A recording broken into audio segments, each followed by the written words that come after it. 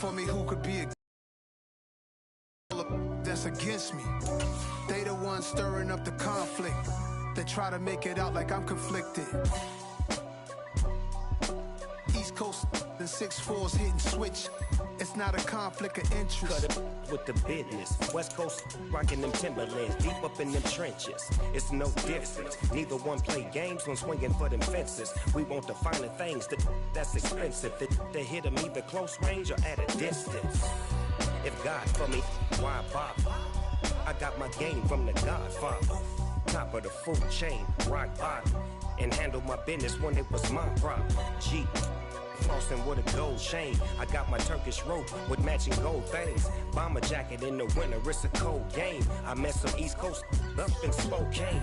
Some of the realest in this dope game. I got my curly top looking like special ed. Clean fade on the side, bumping that red head. Clean.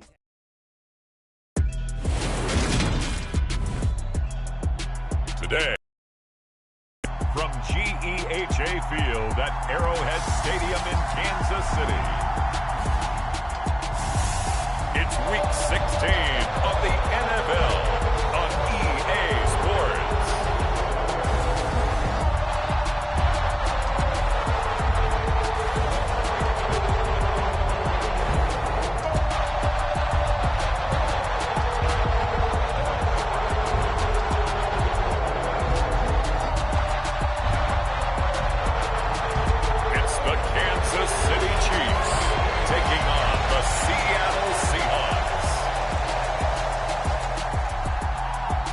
One of the loudest venues in the NFL. There's a look at Arrowhead Stadium here in Kansas City. Straight ahead, we've got a good one on tap here between the Seattle Seahawks and the Kansas City Chiefs.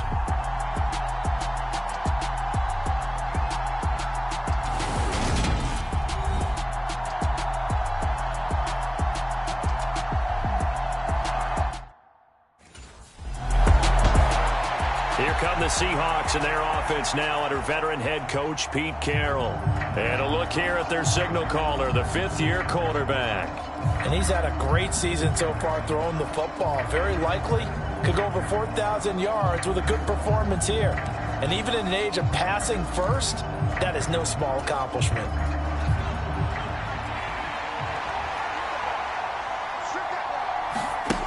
They'll come out throwing here to start the drive. Flush to his right. And he'll get this up past the 25 before he's out of bounds. The improv on the scramble there gets him 6, and it'll be second down.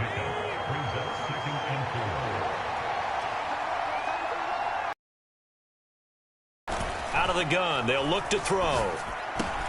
That one taken in by Dwayne Eskridge. And they're able to get this one across the 35. Line of scrimmage, the 37 on 1st and 10. This is the Oklahoma State alum, Chris Carson. And he'll be taken down, but not before he works it past the 50. 17 more yards on that one as they keep the drive rolling. Well, there's plenty of real estate for him to maneuver on that run, and let's face it, it shouldn't be a surprise. He's one of the better backs in the league. Had to come into this game with the idea, slow him down, otherwise it's going to be a long afternoon. So now 1st and 10 in Chiefs territory at the 46. On play action, they'll throw. That's complete to DK Metcalf. And he is out of bounds, but not before he's inside the 30. 17 more yards. They had 17 on the previous snap as well. That's the number 2 receiver in the NFL in terms of yardage. And tell you what, a few more plays like that, he won't be number 2 for long. Well, that's what often happens when you have competitors running around the field. These guys know where they stand in relationship to yardage, totals, numbers, the whole deal. And let's face it, all of them, they all want to be number 1. Now on 1st down, he'll drop to throw it. And the catch made by Hilton. And they'll work it inside the 15-yard line before it's all said and done. 15 more there, and they're on a roll. It's another 1st down. Well, that was a fun one to watch right there. A nice in-breaking route and plenty of room in the middle of the field. And he was able to get behind the linebackers and grab the completion for a really good pickup.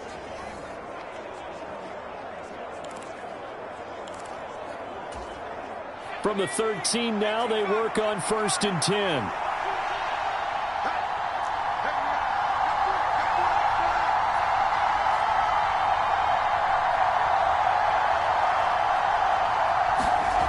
From the red zone now, they'll look to throw. Escaping the pressure right. And he'll protect himself at the end here as he winds up getting pretty decent yardage.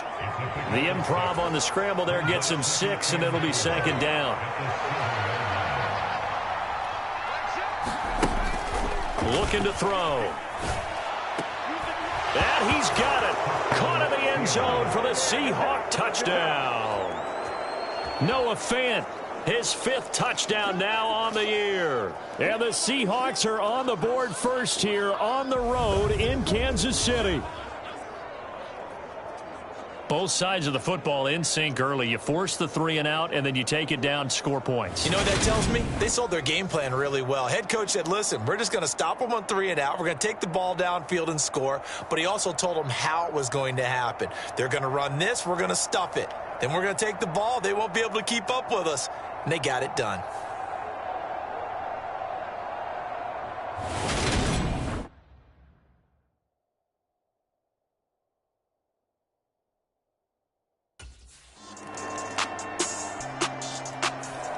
Out is their quarterback with this offense to take over once more. He was 4-4 on that opening drive, including the touchdown pass, as he'll try again here to duplicate that success, starting with a 1st down. They'll try and start this drive in the air. He's going to get this complete here to Lockett. And they're going to have this across midfield and inside the 45. That one nearly 30 yards, 29 officially. And time to give some credit to the big fellas, the offensive line here, because you've got to have good protection on crossing routes, because you've got to give your receiver time to work all the way across the field. That time able to scan the field, spot his receiver moving left to right, and make a good, accurate throw. Thank you, guys. So now 1st and 10 in Chiefs territory at the 44-yard line. Draw play. This is Carson. And he's going to get stopped up quickly. Give him a yard down to the 43. Christmas Eve here in 2022. A big slate today of Saturday games. But we will have, ready for this, a triple header of action on Christmas Day tomorrow. I think it's pretty safe to say we won't have a white Christmas in any of these places, however. We start with the Packers and Dolphins in Miami at 1 Eastern. Then you got the Broncos and Rams from Los Angeles. And then finally, the Bucs and Cardinals at 8:20 Eastern in the desert. Plus one more for good measure on Monday. Once the family's all gone back home and Grandma's puttered out of the house, grab the leftovers and sit back and watch the Chargers and the Colts from Indianapolis. 2nd catch for him today, and it'll wind up a 1st down.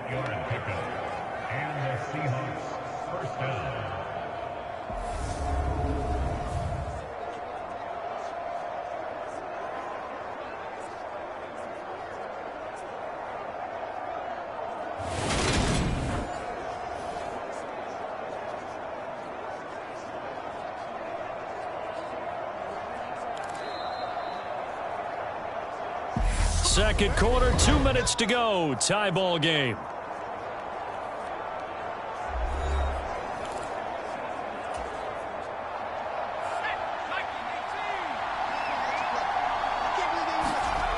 They'll look to throw here on 1st down. And that one drops down, incomplete.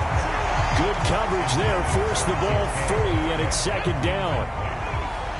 An incomplete pass on 1st down. That leads to a 2nd and 10.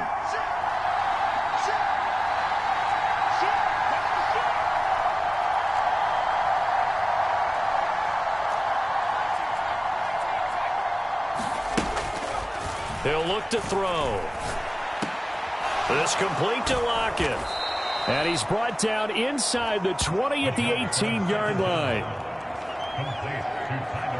And a nice milestone reached on that last throw is here late in the season. He goes over 4,000 yards passing. And he's really thrown the ball well all season long. Had some big games along the way. He's inspired his receiving corps to go out and make plays for him in each and every ball game. Play number 7 coming on this drive. It's 3rd and inches.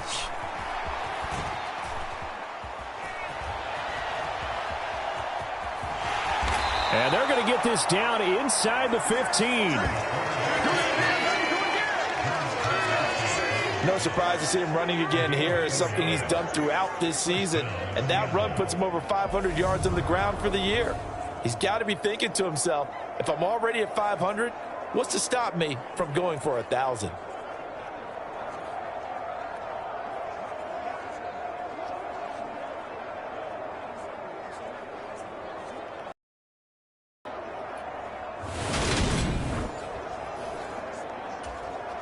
Here's a 1st and 10 at the 14-yard line.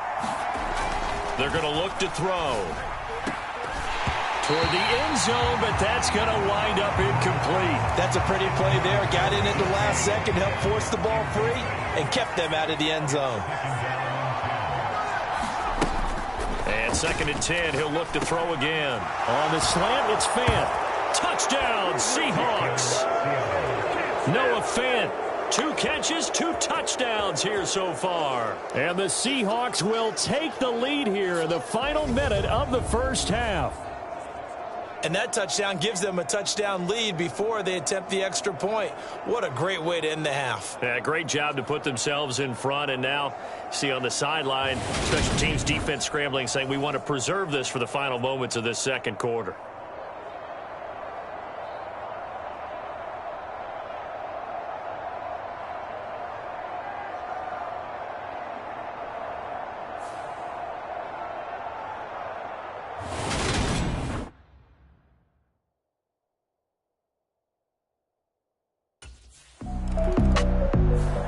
He had the touchdown pass on that previous drive, number 25 for him on the year. And he'll look to keep it rolling, 1st down.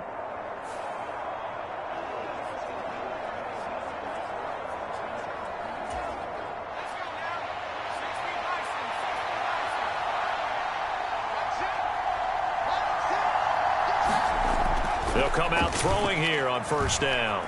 Flushed out right. On the right side, it's Hilton with a catch. And out of bounds across the 15-yard line. So the completion results there in 9 yards. And they'll have a 2nd and 1 forthcoming. Brandon, so many times we see the crossing route start as a quick hitter, but in this play, he had time in the pocket and waited for him to clear going across. And just a yard to go here on 2nd down. They'll drop to throw, eluding the pressure right. He goes right back the way of Hilton. And he's going to get this one across the 30-yard line. That one good for 14 and a Seahawk first. Now back to throw. That is taken in by the tight end Fant. And with just 4 seconds left in this first half, a timeout call.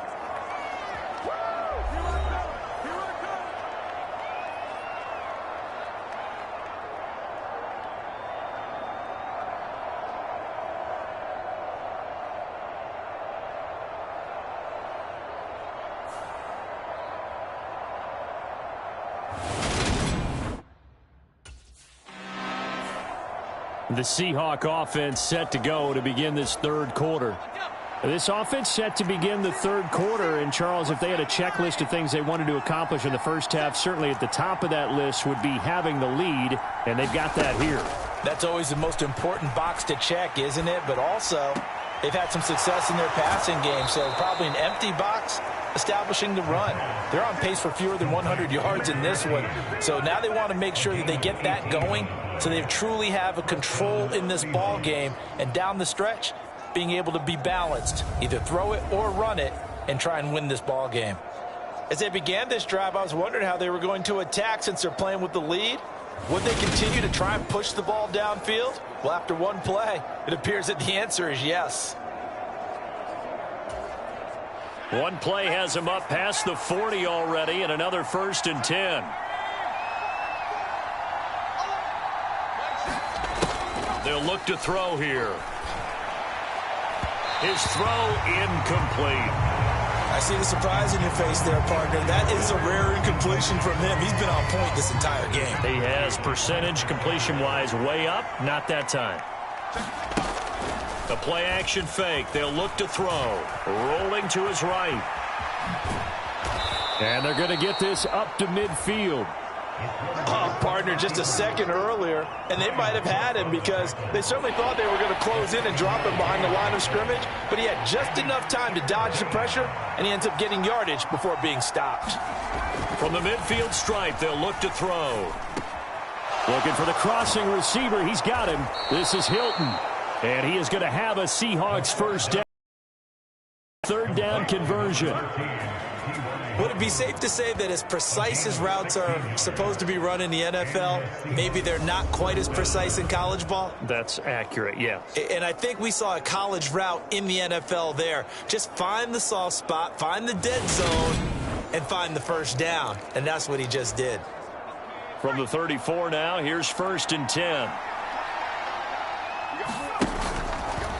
They run it with Carson. Now the result here, a pickup of 8. Leaves him with 2 to go on 2nd down. 8 yards the gain on that last run. Here's 2nd and a couple. They run again with Carson. And down inside the 15, shy of the 10. 49 yards rushing for him now, and he's carried the ball just 5 times. Well, you certainly have to give a little credit here because they're playing this game now at their pace. This is ball control football, sustained runs, taking their time, and making it work.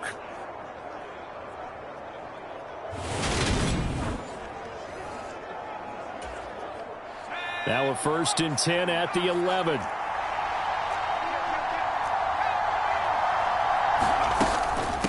Now it's Carson. And he'll get this one down to about the 10-yard line. Just a yard on the first down carry, so it's 2nd and 9.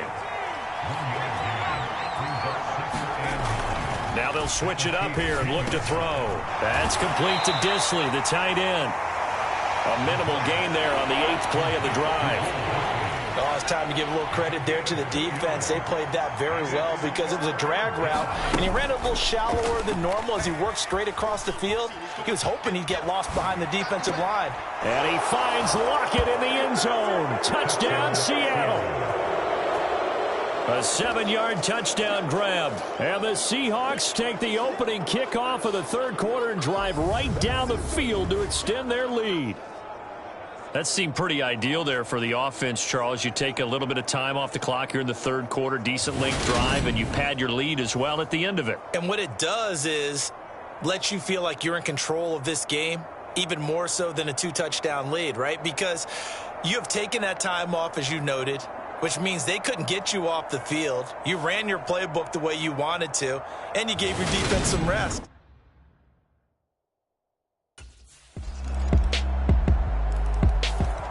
And the Seahawks get ready to trot out on the field.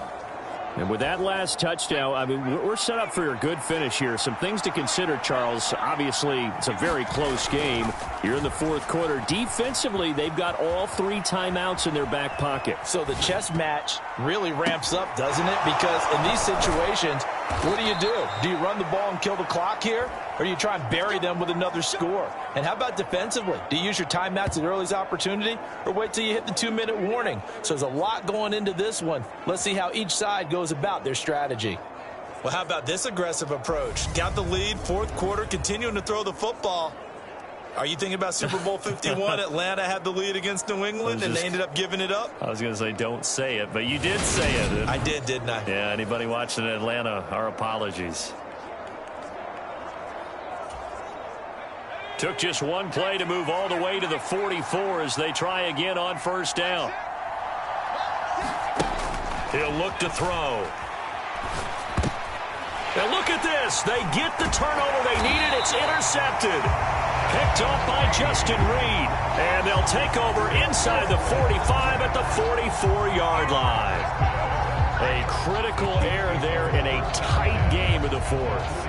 All you talk about is taking care of the football, and especially with a lead here in the 4th quarter, turning it over, now the door is open for the opposition.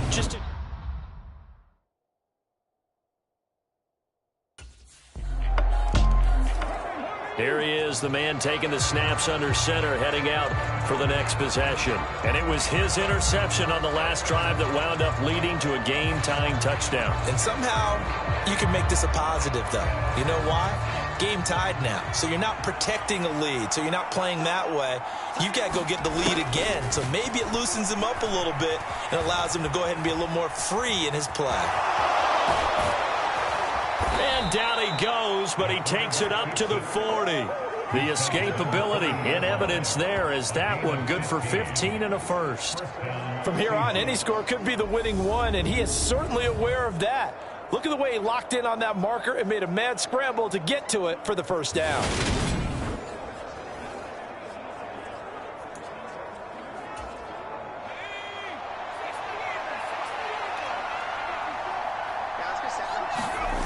They go play action here on first down. Rolling to his left. And this is going to be intercepted. Picked up by Juan Thornhill. And a huge return as he'll take this one all the way down inside the 30-yard line. Well, when he feels the pressure, naturally he likes going to his left, as most left-handed quarterbacks do. But this time he tries to let this go on the run. That's going to wind up getting intercepted.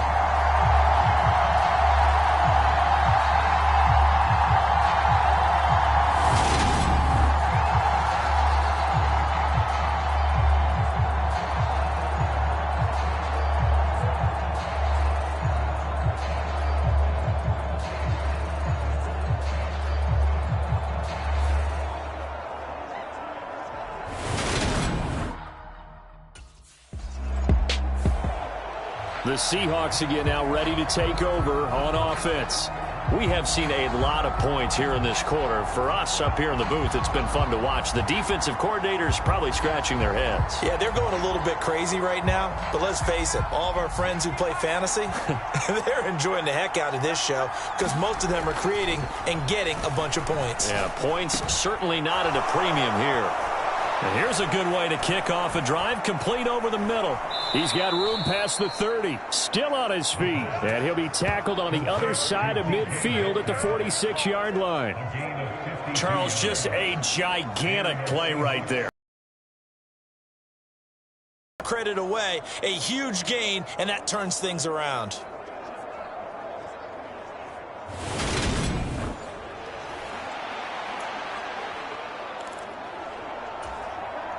So forget about being backed up. Here's a 1st and 10 all the way across midfield. He'll drop to throw. They'll lock it with a grab over the middle. The Chiefs will use the first of their timeouts as they'll head to the sideline and talk over what to do next. From the 32 now, here's 1st and 10. This is Carson. And that'll hurt the average a bit as this time they're able to get him behind the line. Now a second timeout called as they get the stoppage with just over a minute to go in the game. Looking at a 2nd and 11 now after the loss. They stay on the ground. Again, it's Carson. And the Chiefs D closes in on him again, and they drop him behind the line. Now the defense will burn their 3rd and final timeout, as they'll get it with just a shade under a minute to go in the game.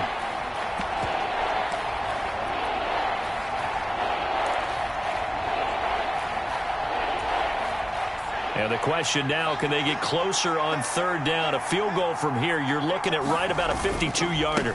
Here's Carson. 9 yards on the carry, but it's going to lead to a 4th down. This drive is turning into an extended one, and the guy carrying the ball, he's becoming more like a body blows guy. Every carry is putting some damage on the defense. So after a while, I'm not too sure how many guys are going to want to run up and tackle him.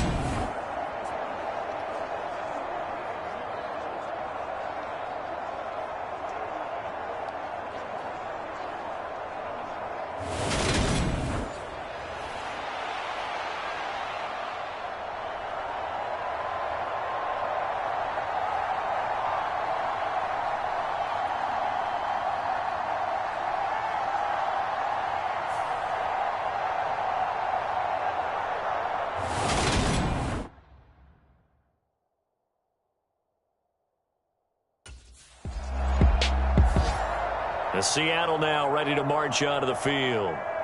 And everyone knows the OT rules, Charles, but pretty simple formula. They go down and get a field goal, we continue play, but if they can find the end zone on this possession, ball game over.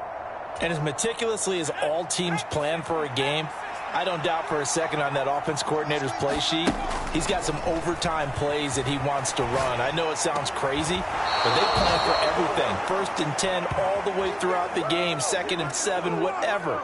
Right now, he's looking at that play sheet saying, if we get to overtime, what can we break out that they haven't seen? So they come out throwing in the extra session and get a nice hook up right away. Tells you a lot about what a coach feels about his team, doesn't it? That type of a play in overtime, so many people in this situation play not to lose instead of playing to win. That throw there tells you exactly what they're trying to get done. One play has him up past the 40 already, and another 1st and 10. Off the play fake, he'll look to throw. He hits his target, Lockett, and able to rip off a big chunk of yardage before being dropped inside the 40. It's another first down on what will be a gain of 21 yards.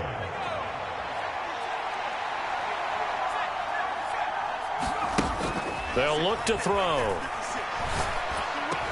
And brought down, but not before they're inside the 25. This duo locked in, 14 yards there, and a first down. Charles, you get into these overtime situations, that's not a bad guy to dial into. Well, when you have to have plays, especially in a spot as you just described, we're in OT, you've got to go to the guys you can trust and you know are going to make the plays. Well, they say it's not the X's and the O's, it's the Jimmies and the Joes.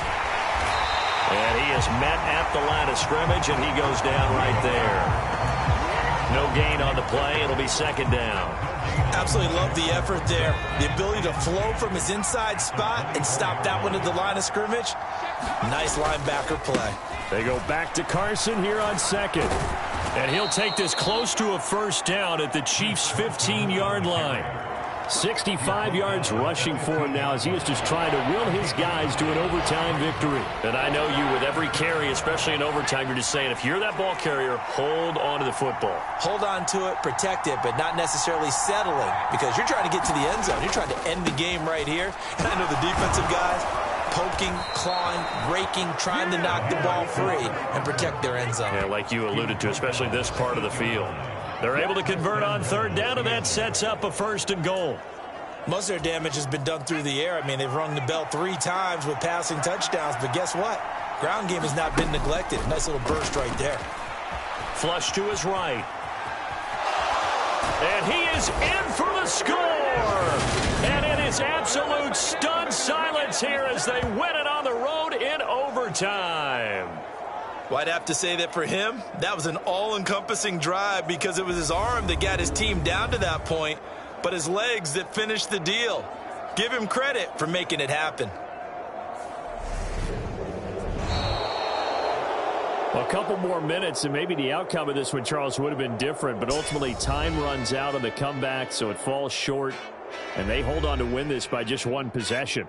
Not the 4th quarter they wanted, but they did earn the win, and they'll be happy about that, and they should be. Now they're going to go back to practice, see what they can do to prevent a future lead from slipping away like this one was. So for the Seahawks, it's a big win here as they move to 11-4 now on the year. And they will head home next week to take on the New York Jets. Meanwhile, for the Chiefs, this was basically just an exhibition game for them as they'd already clinched home field advantage. And they'll have a tough one at home next week against the Denver Broncos. That'll do it for us. For Charles Davis and all our hardworking crew, I'm Brandon Gaudin. You've been watching the NFL on EA Sports. For more, find us on Twitter at EA Madden NFL. From Kansas City, so long, everybody.